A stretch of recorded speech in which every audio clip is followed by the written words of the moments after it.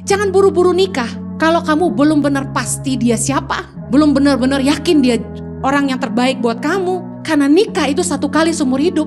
Kamu akan kasih hidupmu selamanya buat dia. Sebelum kamu mabuk cinta, bucin banget, bertanya sama dirimu. Yakin gak mau cerai sama orang ini satu hari nanti? Yakin kamu mau hidup selamanya dengan orang ini? Kamu mau growing old, menjadi tua dengan orang ini? Yakin gak bakal cerai? Apapun loh, walaupun loh, yang udah nikah kan terpaksa bilang amin. Tapi yang mau nikah, jangan bucin. Cinta gak bisa modal bucin.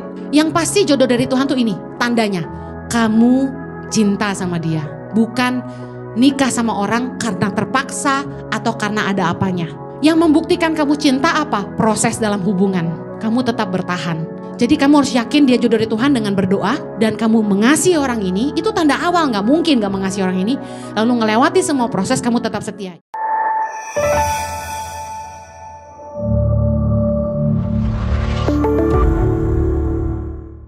Saat ini saya mau khotbah tentang hikmat berumah tangga. Membangun rumah tangga tidaklah mudah. Kita butuh mengerti fondasi supaya jangan sampai dalam membangun rumah tangga kita menyerah di tengah-tengah. Kalau yang sudah terlanjur pernah menyerah jangan tertuduh.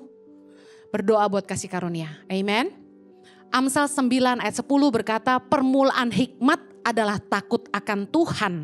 Dan mengenal yang maha kudus adalah pengertian. Eventually saya percaya kalau kita pengen punya rumah tangga yang bahagia, kita harus nomor 1 hidup takut akan Tuhan. Karena ketika orang tuh takut akan Tuhan, Tuhan akan kasih hikmat dalam hatinya, dalam menghadapi setiap permasalahan. Gak ada rumah tangga yang gak ada masalah. Yang setuju katakan amin. Tapi kalau kita takut akan Tuhan, keputusan hati kita dan tindakan kita itu akan kita pastikan sesuai kebenaran firman Tuhan gitu loh. Pasti ada anak Tuhan, orang percaya yang udah gak tahan pengen bercerai. Tapi karena ngerti firman Tuhan, nangis tapi milih taat sama Tuhan. Karena mereka takut akan Tuhan.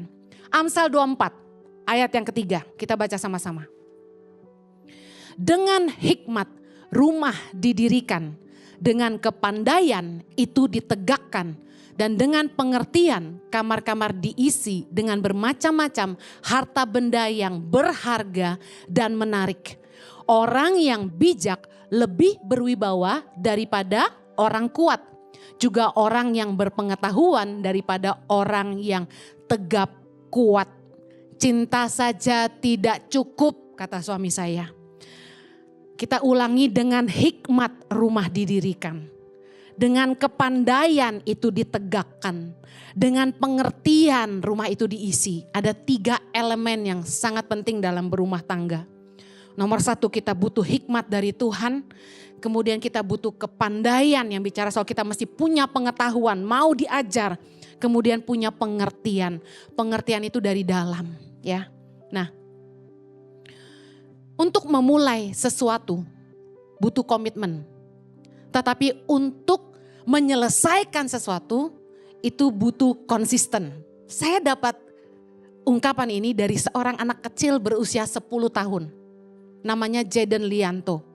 Dia kami undang untuk Paskah Teens dan Kids. Dia bilang ini, untuk memulai sesuatu butuh apa? Komitmen. Tetapi untuk menyelesaikan sesuatu butuh konsisten. Saya pernah khotbah di Healthy Dating bahwa orang kalau mau dating harus ngerti komitmen. Karena itu dating bukan buat anak-anak yang gak ngerti komitmen. Nah masalahnya untuk punya komitmen, bicara bangun rumah tangga, bicara bangun hubungan. Komitmen untuk satu orang ini sangatlah berat. Kalau kita gak benar-benar yakin dia jodoh dari Tuhan. Dan kita akan sulit komitmen sama orang ini kalau kita nggak benar-benar yakin kita mencintai dia dan kita yakin dia pasangan hidup dari Tuhan buat kita selamanya. Nah banyak kali orang itu mau nikah karena usia, karena status, karena tekanan publik bahwa kalau umur 30 belum nikah kamu nggak laku.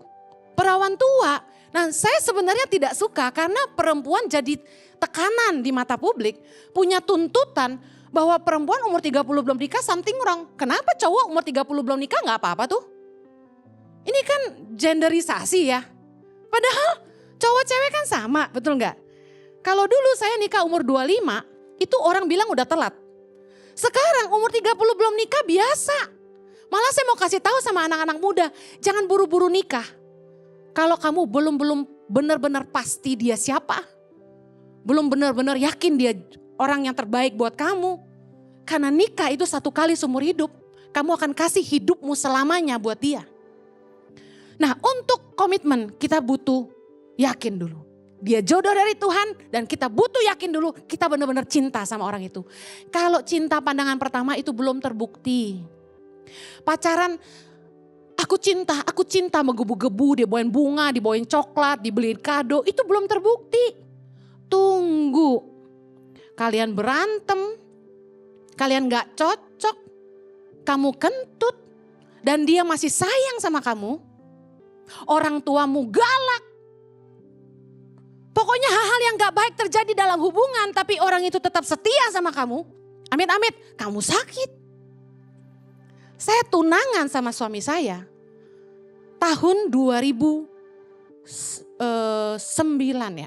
Aku married 01, 02, 03, berarti 2003. Aku tunangan 2011. 2001 ya berarti ya. Udah lama banget sih soalnya ya. Baru tunangan malamnya, besoknya Jojo kolaps. Gak bangun. Suhu badan 40 derajat. Kita bingung, dia kenapa? Baru tunangan. Dia pegang pinggangnya terus kesakitan, dilarikan ke rumah sakit. Wah, semua dicek, darah semua dicek. Ternyata dia mengidap fatty liver waktu itu. Tapi puji Tuhan sekarang udah sembuh. Ya. Tapi kan iman saya diuji. Gara-gara kebiasaan buruk makan lemak. Nih anak muda jangan so jagoan. Bapak yang kolesterol, anak enggak. Siapa bilang? Iman saya diuji, baru tunangan. Mama saya waktu itu ngomong gini, ya ampun Cing, baru tunangan, penyakitan. Gak bangun 1 bulan Bapak Ibu, ujian gak? Saya ngurusin dia.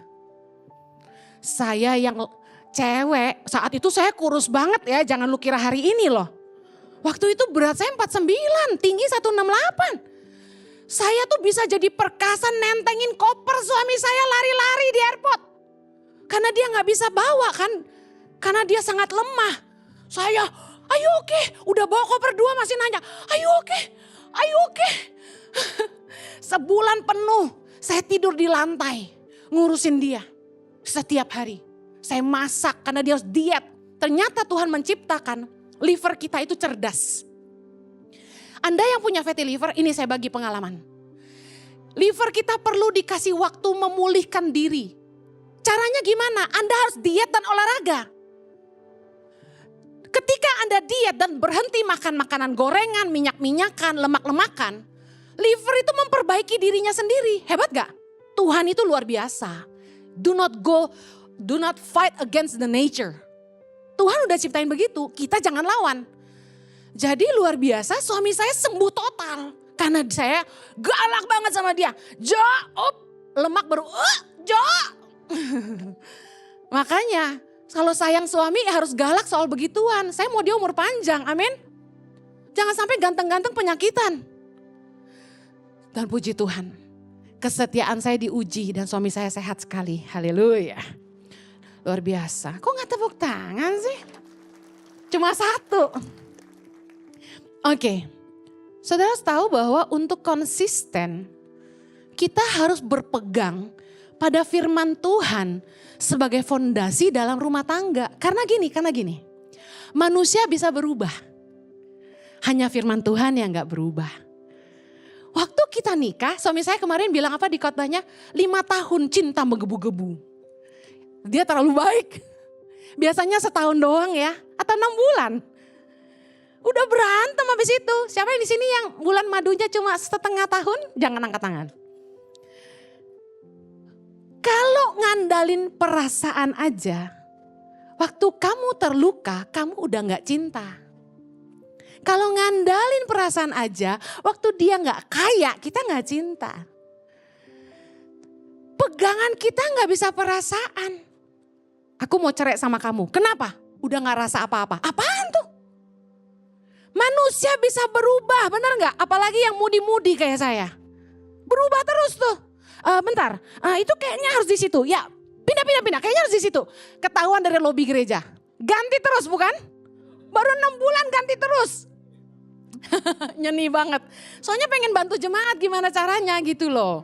Nah, anyway, saya percaya kalau kita mau konsisten dalam rumah tangga, kita harus pegang firman Tuhan. Fondasi kita harus firman Tuhan. Kalau mau menikah harus komitmen dan konsisten. Nomor 1, komitmennya apa? Tidak boleh bercerai. No turning back. Matius 19 ayat 6. Demikianlah mereka bukan lagi 2 melainkan 1. Karena itu apa yang telah dipersatukan Allah tidak boleh diceraikan manusia. Sebelum kamu mabuk cinta, bucin banget, bertanya sama dirimu. Yakin gak mau cerai sama orang ini satu hari nanti? Yakin kamu mau hidup selamanya dengan orang ini? Kamu mau growing old, menjadi tua dengan orang ini? Yang udah nikah kan terpaksa bilang amin. Tapi yang mau nikah, jangan bucin. Cinta gak bisa modal bucin. Yakin gak bakal cerai? Apapun loh. Walaupun loh. Kalau dia sakit, kalau dia kere, kalau dia jelek, kalau dia kebakar, kalau dia selingkuh. Ada. Lagi masa kompor meledak, leleh hidungnya dari mancung jadi peheng. Tetap gak cinta gak? Enggak. Jangan disorot, nanti gak ada yang mau. Jangan loh. Jadi kita harus komitmen sebelum menikah. Pasti kamu gak akan cerai? Meskipun dia selingkuh? Belum tentu. I like you, kamu jujur banget. Bu, ada di firman Tuhan boleh bercerai kecuali karena zina. Ntar dulu, terjemahan aslinya boleh cerai kalau karena kebejatan seksual. Contoh, dia udah nikah sama kamu, tiba-tiba ternyata dia gay. Itu kebejatan seksual. Apalagi yang mau dipertahankan, bener gak? Orang dia gak mau sama kamu kok. Terpaksa kok nikahin kamu. Ada yang nikah 3 bulan cerai akhirnya. 3 minggu malah. Kemudian karena kebejatan seksual seperti berhubungan intim dengan binatang. Ada-ada aja ya manusia ya. Nafsu rendah.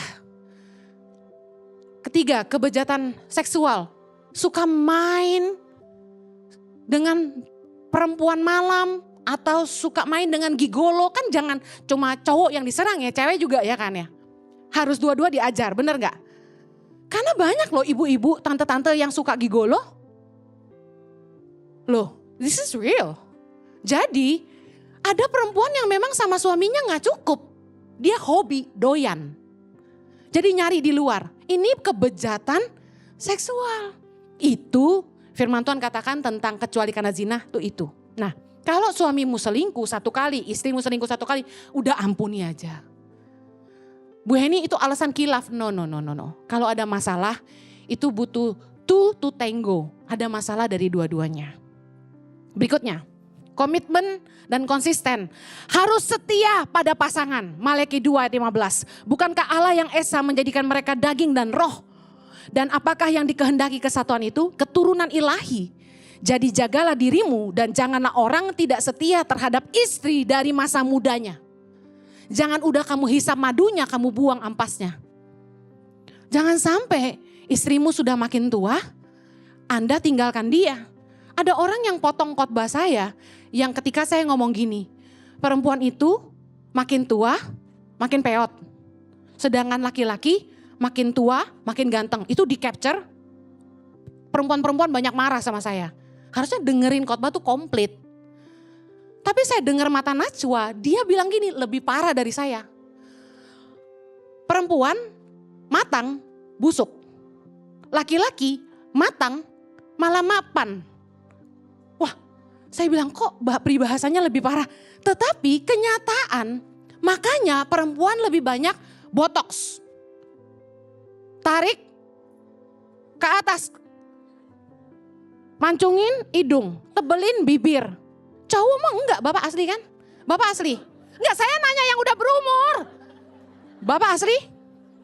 Asli, masih muda kamu ya. Bapak asli Pak? Kenapa ya? Saya jujur, saya nikah sama suami saya lihat dia. Kulit dia gak pakai lotion, gak kering. Licin, ngelincrong. Kalau kerut di dahi gak masalah, gak mengubah kegantengannya.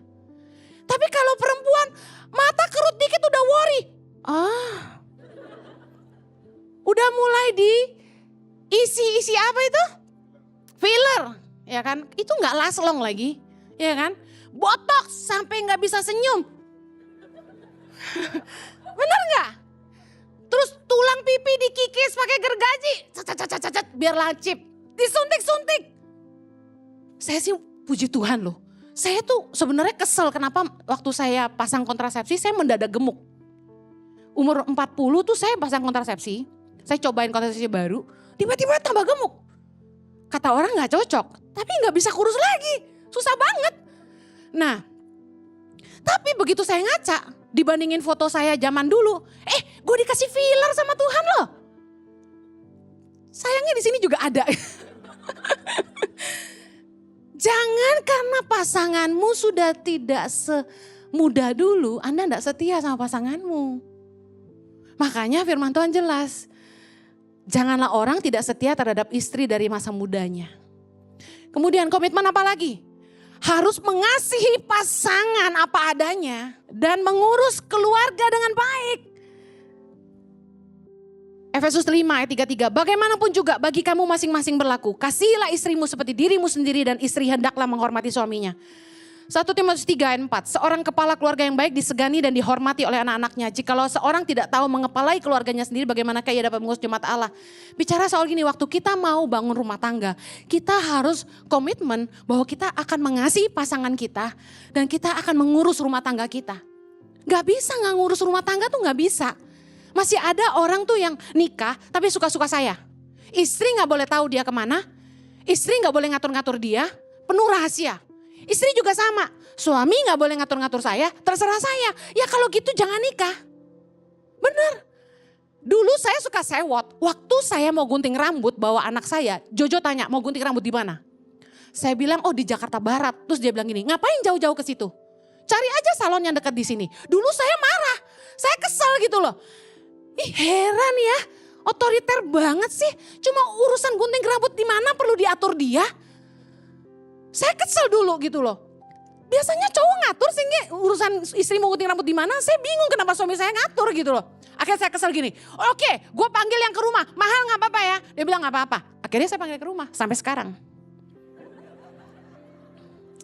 Selesai, gak berantem lagi asal dia mau bayar aja ya kan. Oke. Bagaimana kita mendapat hikmat dari Allah dalam berumah tangga? Yang pertama, hikmat Allah ada dalam firman-Nya. Katakan amin. Dalam menghadapi permasalahan dalam rumah tangga tuh kita butuh hikmat dari Tuhan. Kalau ada masalah itu jangan cerita kemana-mana. Kalau ada masalah tuh doa, minta hikmat dari Tuhan. Tuhan, aku harus bagaimana? Kolose 2 ayat 3, sebab di dalam dialah tersembunyi segala harta hikmat dan pengetahuan. Dengar baik, dari dia. Minta hikmat menyelesaikan masalah. Jangan dikit-dikit ibu pendeta, dikit-dikit bapak pendeta. Gua cepet tua. Doa dong, belajar dong jadi solution maker. Giliran susah datang ke gua, giliran diberkati lupa sama gua. Kita kadang gak tahu gimana ngadepin suami, gimana ngadepin istri, gimana ngadepin mertua, anak-anak, ipar, ampun rumah tangga tuh komplikasinya tingkat tinggi, betul gak? Dulu ceritanya kalau nikah lu sama gua aja, enggak bohong itu, bohong. Benar, nikah itu melibatkan mertua, tantenya, ponakannya, adeknya, riweh. Kita pikir udah gak apa-apa, gak usah peduli keluarganya. Yang penting lu sama gua. No, that's not true. Kita nikahi dia, kita nikahi keluarganya. Harus baik sama semua. Yang kedua, hikmat Allah itu dari pimpinan Roh Kudus. Makanya bersyukur banget loh. Tuhan tuh kasih kita Roh Kudus di hati kita, amin. Karena Roh Kudus itu dalam Yohanes 14 ayat 26 dikatakan Roh Kudus yang akan diutus oleh Bapa dalam namaku, dialah yang akan mengajarkan segala sesuatu kepadamu. Dan akan mengingatkan kamu akan semua yang telah kukatakan kepadamu. Makanya Roh Kudus itu yang mengingatkan kita akan firman Tuhan yang namanya rema. Roh Kudus membuat kita tuh bisa ngerti pasangan kita. Dikatakan bahwa kamar-kamar itu diisi dengan barang-barang berharga. Bicara soal gini, ngejalanin pernikahan gak bisa tanpa pengertian. Kadang-kadang kita nuntut pasangan berubah. Pasangan nuntut kita berubah. Di situ titik di mana masalah gak pernah ada selesainya. Tapi waktu Roh Kudus mulai ngajarin kita dan membuat kita mengerti, kita tuh jadi, oh mesti begini. Saya kasih contoh. Saya dulu sering marah sama suami saya karena dia tuh pelayan Tuhan murni. Hatinya tuh pelayanan sekali. Jadi otomatis dia akan lebih memilih melayani jemaat daripada punya waktu sama keluarga. Jadi kalau kita milih family man, ini bukan tipe yang pas gitu loh kasarnya. Dia akan lebih milih jemaat Tuhan daripada keluarganya sendiri. Jiwanya pelayanan banget, dia akan ngorbanin dirinya, apalagi keluarganya kasarnya, demi melayani pekerjaan Tuhan. Jadi saya dulu sempat marah gitu, karena Natal gak pernah di rumah, ulang tahun gak ada di rumah, selalu pergi. Jadi kami berantem terus, saya sampai sebel sama gereja-gereja yang ngundang dia gitu. Saya bilang, kenapa sih gak paham ya?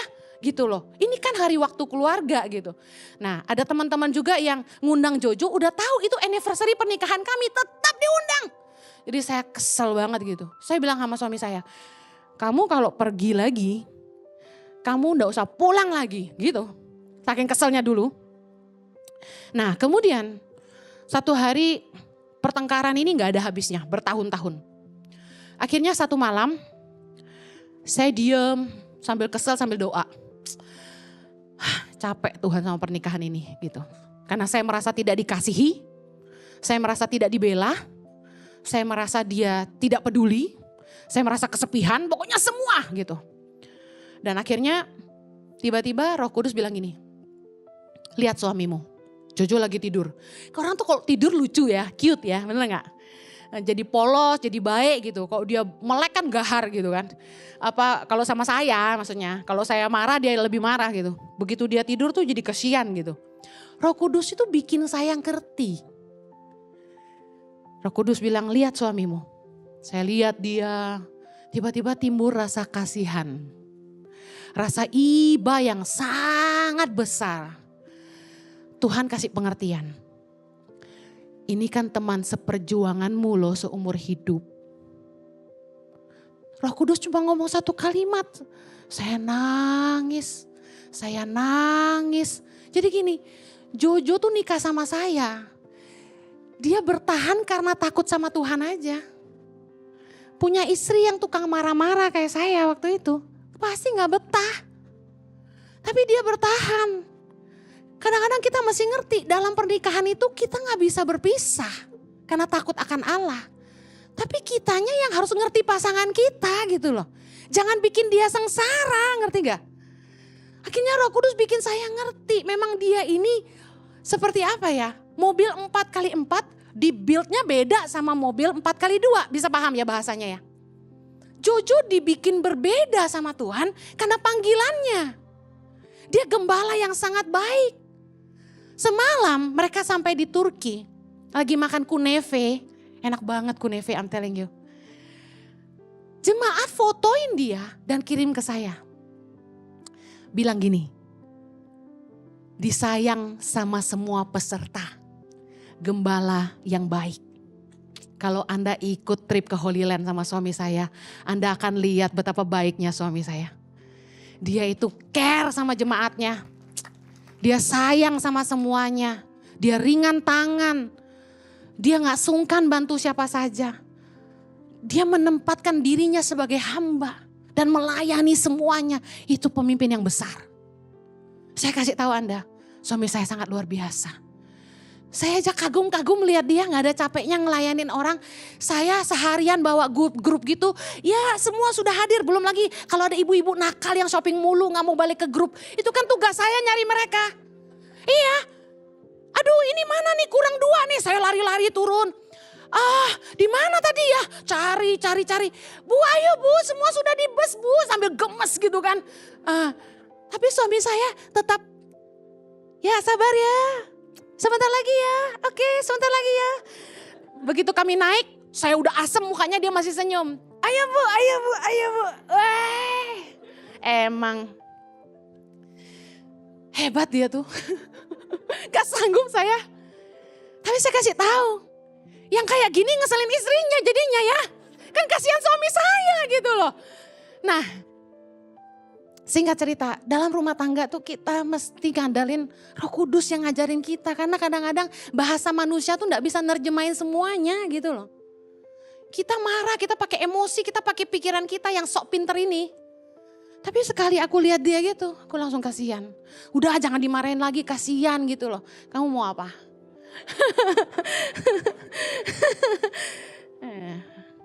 Yang ketiga, hikmat Allah tuh kita dapat dari nasihat dan pengetahuan. Dikatakan bahwa rumah itu ditegakkan karena kepandaian. Kita jangan so pintar. Kadang-kadang waktu kita ngadepin masalah di rumah tangga, kita mesti dengar nasihat orang lain. Belajarlah dari mentor, dari orang tua, dari buku, dari pengalaman orang lain. Dengar, daripada kamu gagal, lalu kamu belajar, lebih baik belajarlah dari kegagalan orang lain.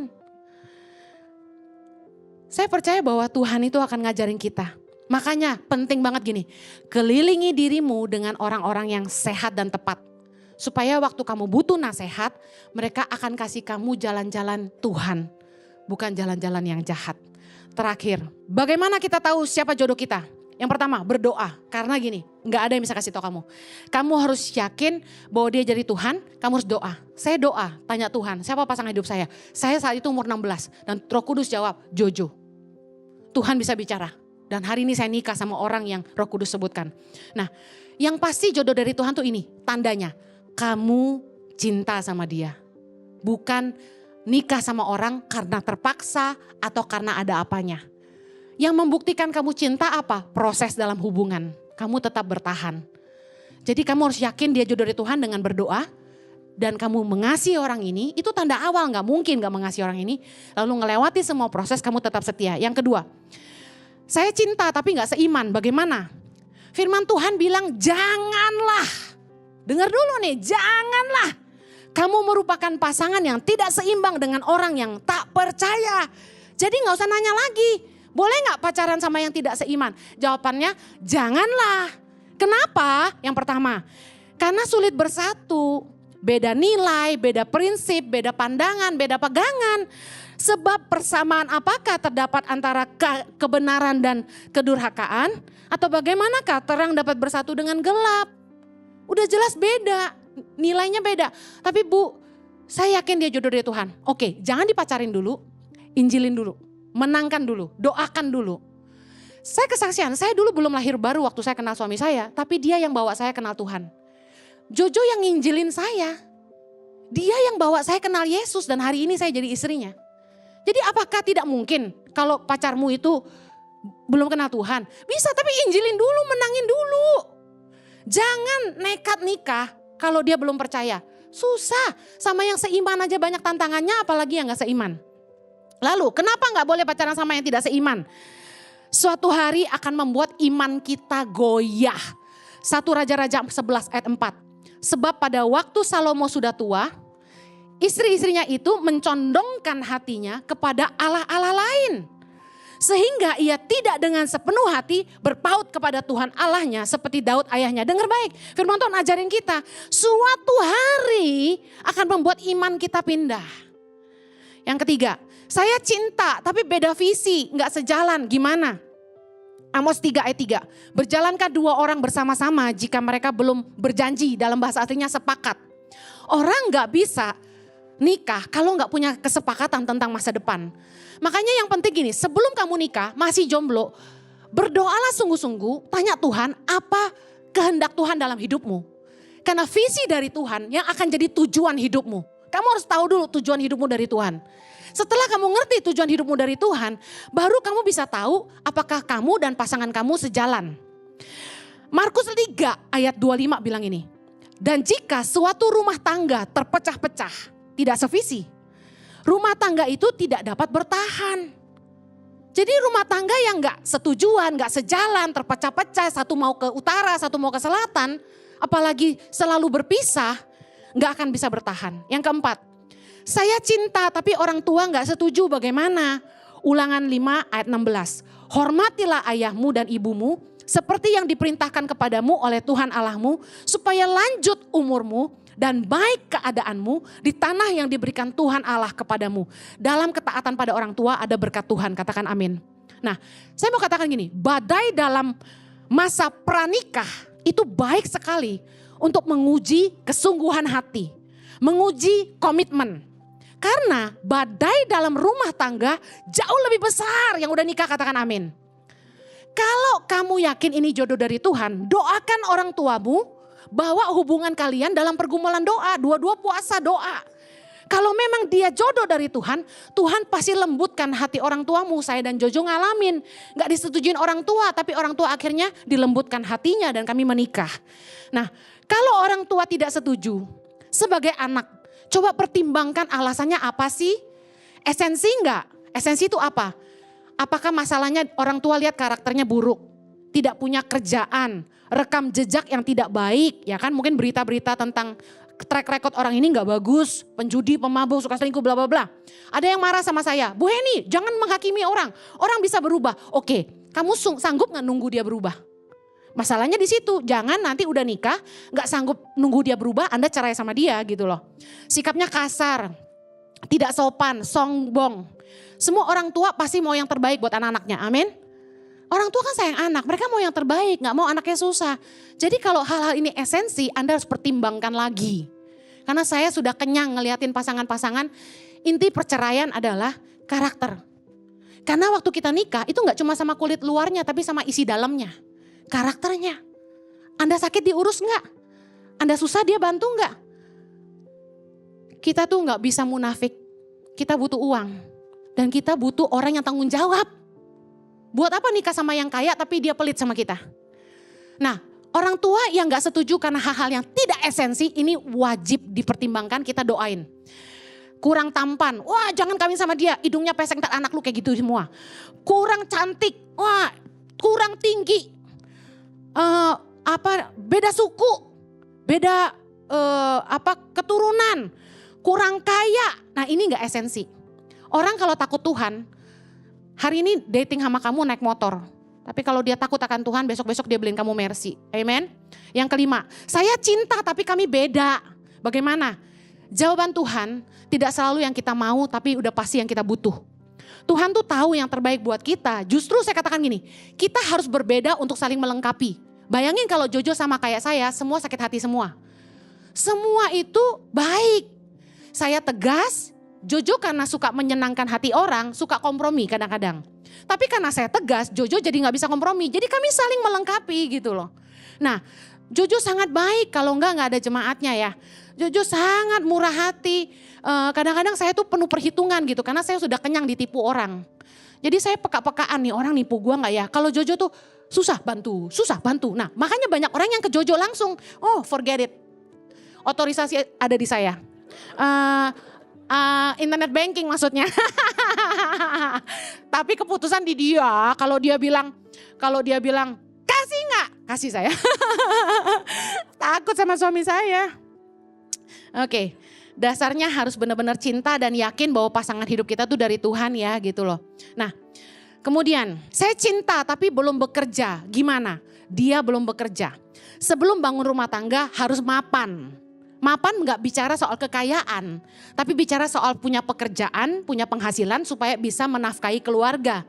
Nah, seorang laki-laki yang mau menikah harus sudah bisa menafkahi istri dan anak-anaknya. Kok laki-laki lagi? Karena sebutan laki-laki bapak itu di laki-laki bukan di perempuan. Bapak itu berasal dari kata aba yang artinya sumber. Bapak ditakdirkan Tuhan, kodratnya harus jadi sumber. Tapi boleh gak zaman sekarang ada house husband? Tergantung kesepakatan bersama. Sekali lagi, rumah tangga tuh butuh biaya. Makanya kita gak bisa nikah cuma makan cinta. Amsal 24 ayat 27 berkata, selesaikanlah pekerjaanmu di luar, siapkanlah itu di ladang, baru kemudian dirikanlah rumahmu. Sebelum nikah harus kerja, punya ladang. Bukan masalah kamu kaya atau enggak, tapi punya penghasilan. Nah, bagaimana kalau misalnya penghasilan istri lebih besar daripada penghasilan suami? Ya gak masalah.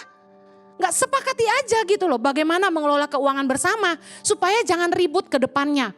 Kok dia support adiknya, kok dia support orang tuanya? Sepakati dulu sebelum nikah. Sebelum nikah. Supaya jangan ada ribut-ribut ke depannya. Yang terakhir, saya cinta tapi kami baru mengenal, gimana ya Bu? Jangan cepat-cepat nikah. Kita harus sungguh-sungguh mengenali siapa orang yang akan kita nikahi.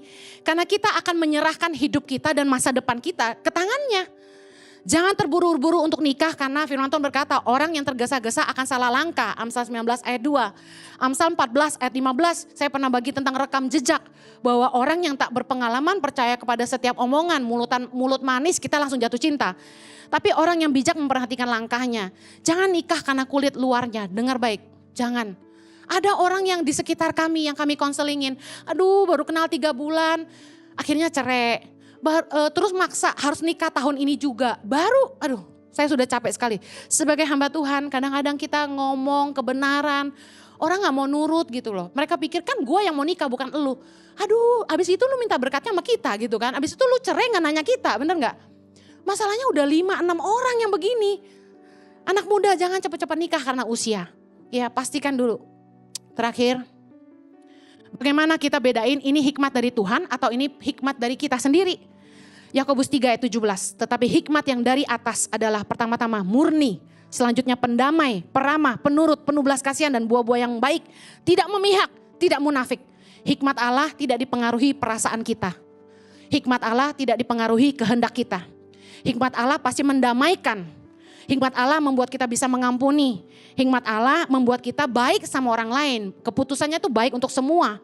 Hikmat Allah membuat kita penuh belas kasihan. Hikmat Allah itu tidak memihak dan hikmat Allah itu tidak munafik. Kita melakukannya bukan karena mau kelihatan baik di depan orang. Tapi kita tahu kebenaran Allah. Amen. Saya berdoa Anda diberkati.